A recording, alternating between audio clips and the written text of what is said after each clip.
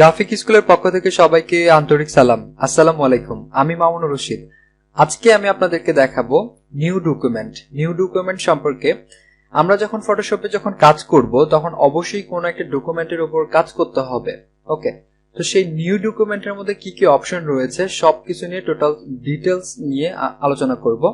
ওকে, তাহলে new documents নিতে গেলে আমাকে প্রথমে যেতে হবে মেনু বারে, ফাইল মেনুতে ক্লিক করে দেন আমাকে ক্লিক করতে হবে নিউ, অথবা আপনি চাইলে কিবোর্ডে শর্টকাট ইউজ করতে পারেন Ctrl+N। ওকে, আমি তাহলে এটা ক্লিক করছি এবং একটা ডায়লগ বক্স চলে আসবে। আমি টোটাল শুধুমাত্র আজকের টিউটোরিয়ালে এই নিউ ডকুমেন্টটা নিয়ে আলোচনা করব। নিউ ডকুমেন্টের প্রথমে যেটি আমরা দেখতে পাচ্ছি, এখানে আপনি চাইলে এই ডকুমেন্টের একটি নাম দিয়ে দিতে পারেন ডিফল্ট। তো আমি এটির নাম দিয়ে দিচ্ছি টেস্ট। ওকে, নিচে যেটা দেখতে পাচ্ছি এটার নাম হচ্ছে প্রিসেট। প্রিসেটটা কি?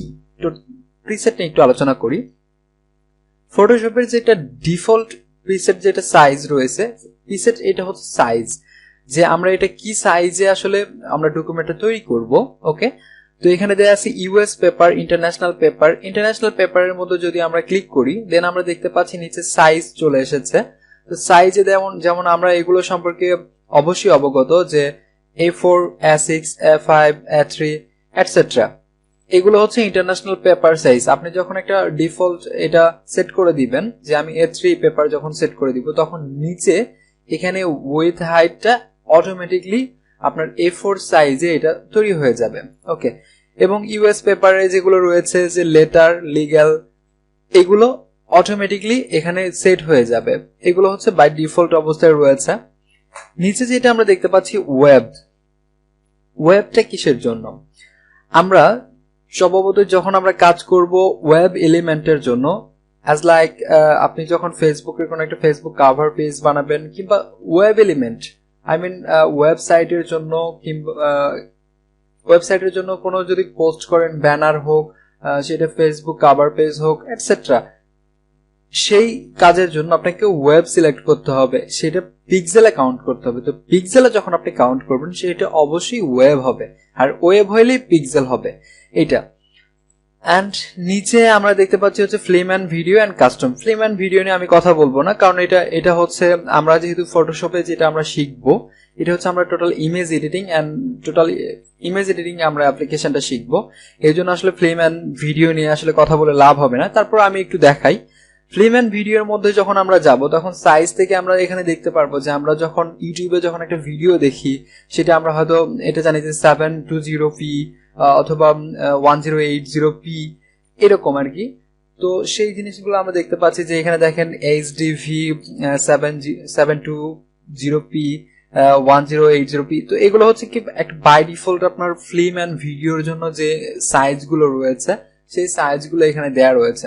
ওকে, তো আমরা যদি কাস্টম করতে চাই তাহলে এখানে আমি কাস্টমে ক্লিক করতে পারি, অথবা আপনি যখন উইথ হাইটটা এখানে চেঞ্জ করবেন তখন অটোমেটিকলি এখানে প্রিসেটটা কাস্টমে রূপান্তরিত হয়ে যাবে, কারণ আপনি এখানে যখন এডিট করবেন তখন সেটা অবশ্যই কাস্টমে হয়ে যাবে। তো আমরা সবগুলো বুঝলাম যে এগুলোতে প্রিসেট জিনিসটা কি। যখন প্রিসেটে আমরা যাব তখন সাইজের অপশনগুলো চলে আসছে। তো প্রিসেট এন্ড সাইজটা আমরা বুঝলাম। এন্ড উইথ হাইটটা কি এখানে কাজ করবে। এখন কোন বায়ার আপনাকে বলেছে যে এই উইথ দেখা যাচ্ছে 500x700 পিক্সেলের একটা আপনাকে ব্যানার বানাতে হবে। তো সেই 700x500 মানে প্রথমে যেটা বলবে সেটা হচ্ছে আপনার উইথ, এন্ড পরে যেটা বলা হয় সেটা হয় হচ্ছে হাইট। তো এই হচ্ছে ব্যাপার। এন্ড আপনি চাইলে এটা পিক্সেলের কথা বললাম আমি, এখানে ইঞ্চ করে দিতে পারেন, পিক্সেল করে দিতে পারেন, centimetre, metre, point, picas, column ইত্যাদি। এই কয়টা আপনার 7টা এখানে অপশন পাবেন। উইথের মতো সেম অবস্থা নিচে আপনি হাইটে একই জিনিসগুলোই পাবেন। এখন আমরা দেখবো হচ্ছে রিজলিউশনটা আসলে কি, এখানে কোনটাতে কত দিতে হবে, কি কাউন্ট করা হয়। ওকে, আমার এখানে দেয়া আছে 300 রিজলিউশন। 300 রিজলিউশনটা আমরা সবসময় দিব প্রিন্ট এলিমেন্টের ক্ষেত্রে। প্রিন্ট এলিমেন্ট আই মিন যে আইটেমগুলো আপনি ডিজাইন করবেন ফটোশপে সেগুলো যদি প্রিন্ট হয়, business card, flyer, brochure etcetera, সেই আইটেমগুলো যদি প্রিন্ট হয় সেগুলোই হচ্ছে প্রিন্ট আইটেম। আর হচ্ছে প্রিন্ট আইটেমের রেজলিউশন দিতে হবে 300 রেজলিউশন দিতে হবে। এটাকে কেউ ডিপিআই বলে। তো রেজলিউশন ডিপিআই সেম জিনিস।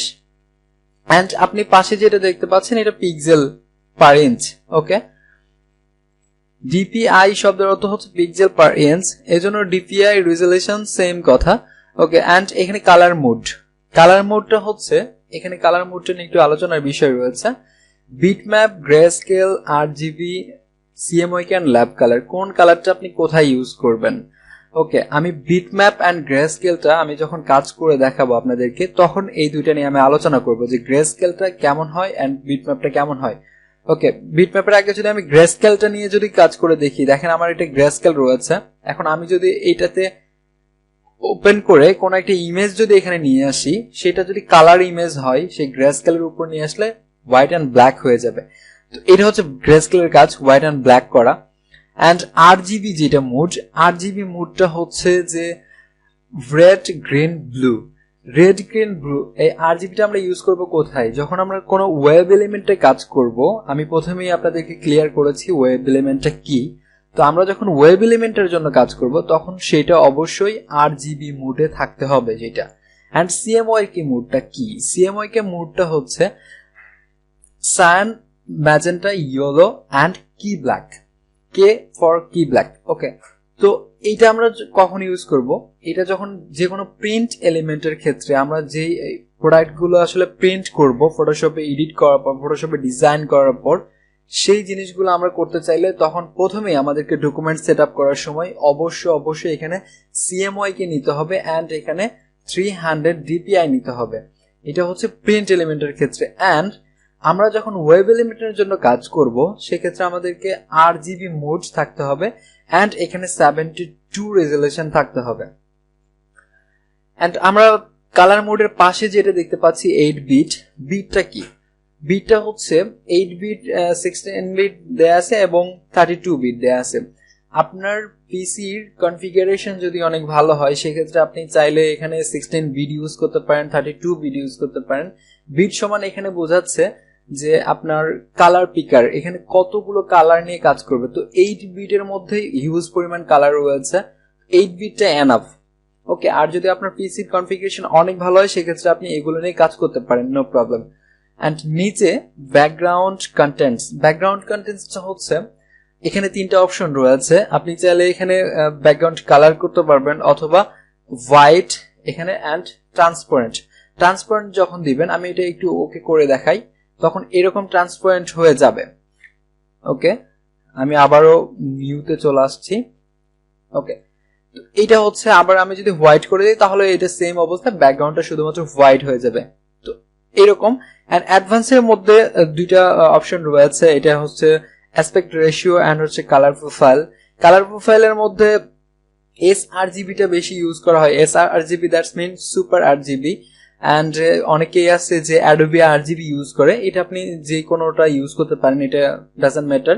এন্ড নিচে হচ্ছে aspect ratio, aspect ratio square pixel. আচ্ছা, আমি অ্যাসপেক্ট রেশিও সম্পর্কে যদি আপনাদেরকে ক্লিয়ার করি, সেটা হচ্ছে ওকে, আমি একটা ইমেজ প্লেস করলাম এখানে। তো এই ইমেজটা আমি যদি এটাকে সমানভাবে যদি রাখতে চাই, তাহলে এইভাবে চলে আসতে হবে। তাহলে আমার ইমেজটার অ্যাসপেক্ট রেশিও ঠিক থাকলো না, এটা চ্যাপ্টা হয়ে গিয়েছে। এন্ড আমি যদি এইটার অ্যাসপেক্ট রেশিওটা যদি ঠিক রাখতে চাইতাম, তাহলে আমাকে এই পাশে ধরে এইভাবে আমাকে সমান করতে হতো। তো আমি এইভাবে সমান করলে দেখা যাচ্ছে কি হচ্ছে, আমার নিচে খালি জায়গা রয়ে যাচ্ছে। তো এই জিনিসটা হচ্ছে অ্যাসপেক্ট রেশিওর মধ্যে পড়তেছে যে আপনি এটা কি করবেন, এটা স্কয়ার পিক্সেলে রাখতে হবে। ওকে, এটা বাই ডিফল্ট অবস্থায় স্কয়ার পিক্সেলে থাকে। অ্যাসপেক্ট রেশিওর মূল জিনিসটা হচ্ছে এটা যে আপনার ইমেজটাকে সমান তালে যেদিকে আপনি নিয়ে যান না কেন, সমান তালে সেটা যাবে। এটাই হচ্ছে অ্যাসপেক্ট রেশিওর কাজ। তো মোটামুটি আমার মনে হয় যে নিউ উইন্ডো সম্পর্কে আর আপনাদেরকে বোঝাতে হবে না। আমি যখন নেক্সট ধাপে যখন কাজ করা শুরু করব, তখন আরজিবি এন্ড সিএমওয়াই কে আমি এখানে কত রেজোলিউশন নিচ্ছি, তো এই সম্পর্কে আশা করি আপনারা অনেকটা ক্লিয়ার হয়েছেন।